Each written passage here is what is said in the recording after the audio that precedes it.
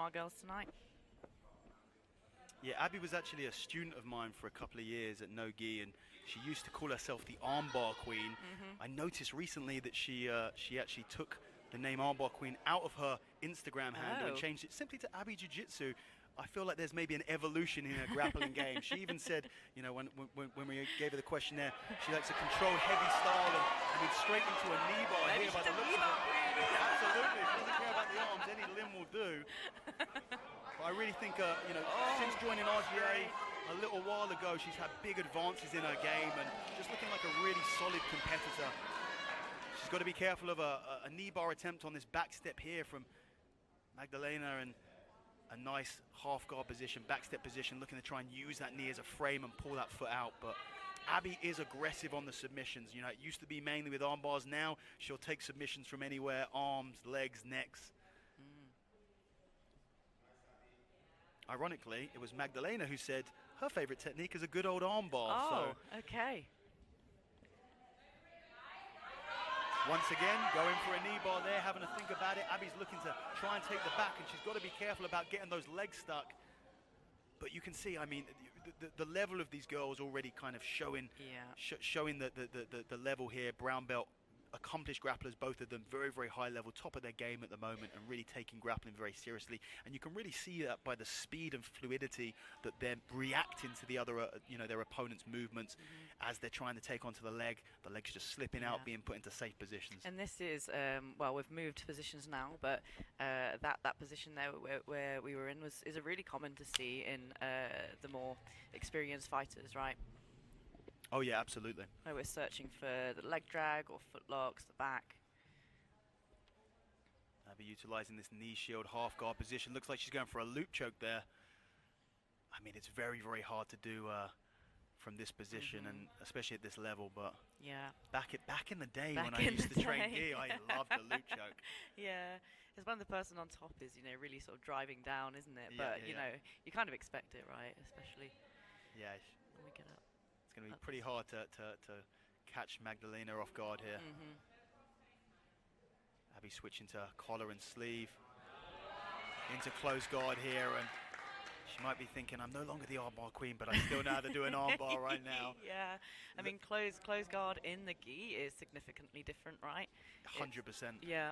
Yeah, and you know, we've seen a lot of close guard utilized no-gi here tonight, and it's very, very difficult to attack submissions, especially, you know, long matches, under the lights. It is pretty warm in here, we've got to say, and that lack of friction in that high guard position, because really, you know, once you get to high level, once you get out of sort of the very early stages of grappling, it's very difficult to simply cut an angle and attack an armbar. You've got to be working this high guard position, and in order to do that, you need some friction, so it can be very, very difficult no-gi. Abbie's in a great position here, and I wouldn't be surprised at all if we saw her cut an angle and try and attack one of these arms.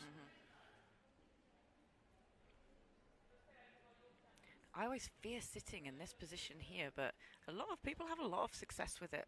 Yeah, because of the ease of the sweep in the direction of the leg on the inside. I mean, I like this way of opening the legs, but you've got to, you don't want to spend this sort of amount of time here. No. The person on their back, they have to have very long legs in order to get the position to kind of do that hip bump from there.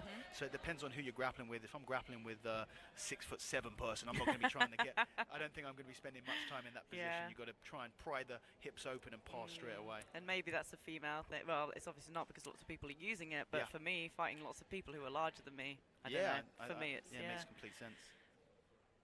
And you know, also, probably the majority of people that you're training against most days are going to be bigger and stronger as well. So I think where the strength is a little bit more equal here, there may be a bit more forgiveness in some of these positions. True. Magdalena's starting to utilize this knee cut very, very nicely. Look at that far side underhook. Abbie's trying to turn to her left-hand side to keep control of that leg on the inside, but she's really committing to this. She might try and turn back to the other side and use this as a sweep or wrestle up from here. But Magdalena's top control looks very, very strong. I mean, there's always room for like Ezekiels and things from this position too, right? Oh yeah.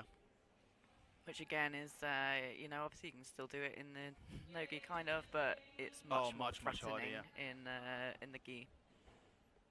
Yeah, there's a big difference in your ability to threaten from top positions such as half guard, side control, mount. you know, there's just so many tools at your disposal in order to attack, whereas they can be relatively limited no-gi. Which is why no-gi is harder and therefore much better. I'm just kidding. I don't want to hear that hate from all you gi lovers. You can wear your pajamas, it's fine with me.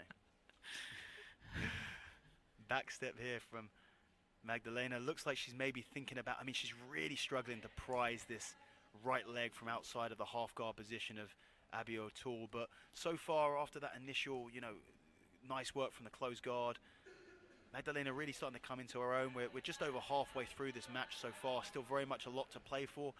Have we had any submission attempts? I don't believe so. None, certainly none that were of note, that are going to be deep enough to really be considered by the judges, I don't think. I mean, Magdalena just doing a great job of slowly prying this leg out. Abbie so far, her retention is very, very strong, but very much on the defensive right now, trying to stop Magdalena from passing the guard. And she's trying to dynamically kick this foot out. Again, big difference with gi and no gi, the friction that those gi trousers have. Magdalena looks to switch to a knee bar. Abbie reads it very early and looks to defend it. But, I mean, this could be a great play. I mean, Magdalena needs to be careful not to give up a dominant position from here. She is going to try and attack that knee bar. Abbie opened the legs for a second. Magdalena smelt the blood, and Abbie able to utilize the scramble. Wow, onto the back heel. Great. It looks like she's feeding that collar in right away, and that looks like it's getting deep. Yeah, that looks like it's on.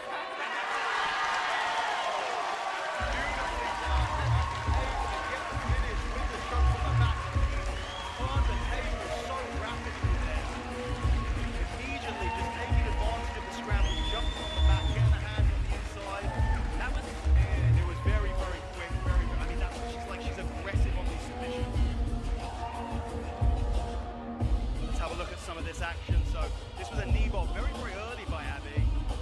You know, the knee not really at the right level to attack from here. We saw Abbie inside the closed guard for a little while trying to attack. Then we saw Magdalena doing a really good job of pressuring on top and trying to free the leg. And then in this scramble, Abbie was just on it, had the right grips and just attacking straight away. And all business there from Abbie O'Toole. Excellent fight.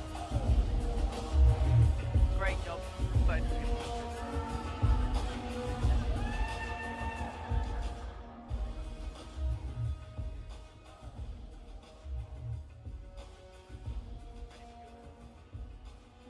So, ladies and gentlemen, your winner by submission is Abbie O'Toole.